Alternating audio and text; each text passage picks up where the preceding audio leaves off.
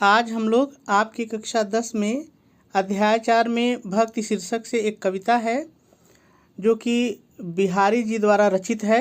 इसके तीसरे पद्यांश की व्याख्या हम लोग सीखते हैं। इसके पहले हम लोगों ने 2 पद्यांश देख लिया है, बहुत ही सरल है। तो सबसे पहले इसमें आए हुए सभी शब्दों के अर्थ हम लोग देख लेते हैं, फिर व्याख्या देखते हैं। ठीक है, तो चलिए। सोहत माने सुशोभित होते हैं, ओढ़े मतलब ओढ़कर, पीतु पटु माने पीताम्बर। वैसे तो पीतु माने पीला, पटु माने कपड़ा, तो पीला कपड़ा अर्थात पीताम्बर। श्याम, यहाँ श्याम के 2 अर्थ है। एक श्याम का अर्थ है श्री कृष्ण जी और दूसरे श्याम का अर्थ है काला रंग। सलोने माने सुंदर, गात माने शरीर, मनो मतलब मानो, नीलमणि माने नीलमणि, शैल पर अर्थात पर्वत पर, आतप मतलब धूप या प्रकाश, पर्यो मतलब पड़ रहा, प्रभात माने सुबह। तो सभी शब्दों के अर्थ हम लोगों ने देख लिए। अब इसकी व्याख्या करनी है, तो व्याख्या करें हम लोग इसके पहले हम लोग थोड़ा संदर्भ और प्रसंग की चर्चा कर लें। तो देखिए, इसका जो मैंने पहला भाग पढ़ाया था तो वहाँ पे संदर्भ मैंने बताया है, तो वो संदर्भ इस पूरी भक्ति कविता के लिए होगा, तो आप वहाँ से देख लीजिए। प्रसंग बार बार बदलता है तो प्रसंग हम लोग लिख लेते हैं।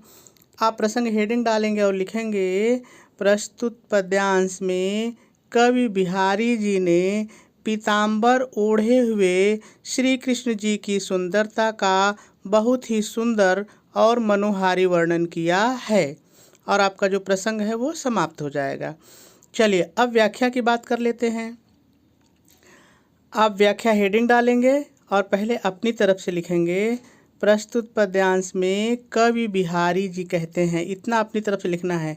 प्रस्तुत पद्यांश में कवि बिहारी जी कहते हैं, पीताम्बर ओढ़े हुए, पीतपट पीताम्बर ओढ़े हुए श्री कृष्ण के श्याम वर्ण वाला शरीर, श्री कृष्ण के श्याम वर्ण वाला सुंदर शरीर इस प्रकार सुशोभित हो रहा है। इस प्रकार अपने जोड़ना है, इस प्रकार सुशोभित हो रहा है मानो नीलमणि पर्वत पर सुबह सुबह की धूप पड़ रही है।